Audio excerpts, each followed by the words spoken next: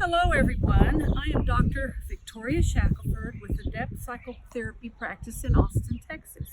I work with men, women, teens and families, and in this video I want to tell a mythological story that enlists the wisdom of archetypal figures to help us understand our engagement of the world we live in. In particular, I want to address the current distressing COVID-19 world. I want to do this by way of a story. So I'm going to read you a story and then we can talk about it together afterwards. The Rainmaker Myth. Once upon a time, in a beautiful clearing surrounded by forests was a lovely village. The village had many families with teenagers, children, grandmothers and grandfathers, and they had for decades been very good times. Good soil, plenty of rain, produced a rich garden, with the forest providing plenty of food for everyone. However, over the seasons, there was an unusually long drought, and hunting was not successful. Things started to fall apart and became chaotic. The village's abundant culture and rich society began to crack, and crops dried up. The young people ran into the woods to fornicate and behave without respect for their parents. There was no longer any feast of gratitude because all had gone bare, and there was no regeneration as season by season went by. The elders of the village got together in an emergency meeting and decided to call upon a shaman from another village. They agreed that their little village needed more wisdom and help than they could provide. And let's face it, they were exhausted. The shaman came and went through the village and talked to everyone. The parents of the runaway teens. The shaman talked to the grandfathers and the grandmothers, the hunters and the tillers of the now burnt field. By the end of the day, the hopelessness of the villagers rubbed off on our shaman. He was depressed and exhausted and full of despair as well. He requested of the elders a small cottage he saw by the edge of the forest, between the forest and the village. He told the elders, "I will go to the cottage there between the village and the forest and rest and ponder this trouble. After 7 days and nights I will emerge, and I hope to have a plan to help your once beautiful and rich village." He was really worn down by the listening with such an open heart and knew he needed to first rest.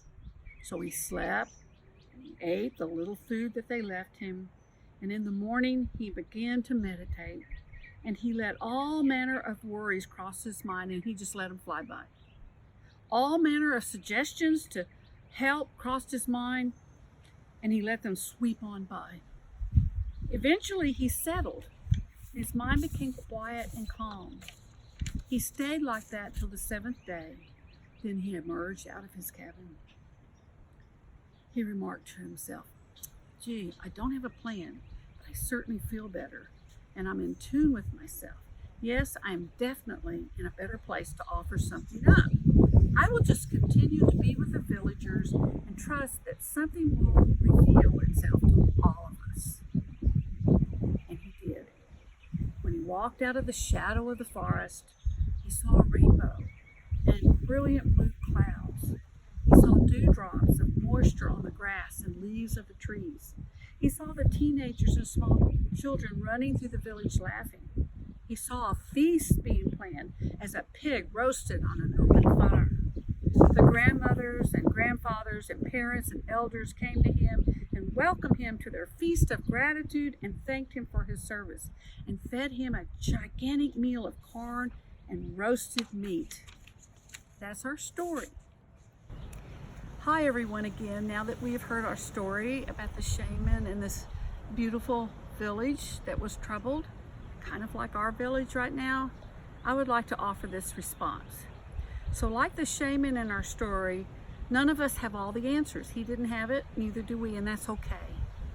This epic challenge that we are now faced has forced us all to go inside our homes and be with our families and ourselves.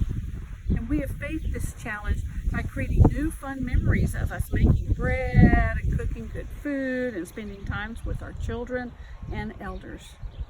We are doing this new memory making right now, even as we miss terribly the freedom and certainty we once felt. This is a universal conflict we as humans are faced with. How are we to navigate this different world? How are we to navigate this pandemic event that demands a relationship with those we love that does not feel like us? It's enough to do our best by staying in touch. Call those we love. Laugh, play, and yes, even grieve. We will all have deep memories of this time together, weathering this storm. And like the village, we will again gather, cook a big feast, and celebrate our lives.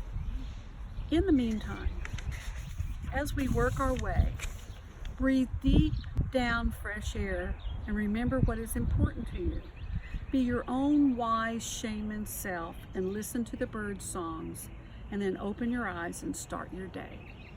Thank you for listening.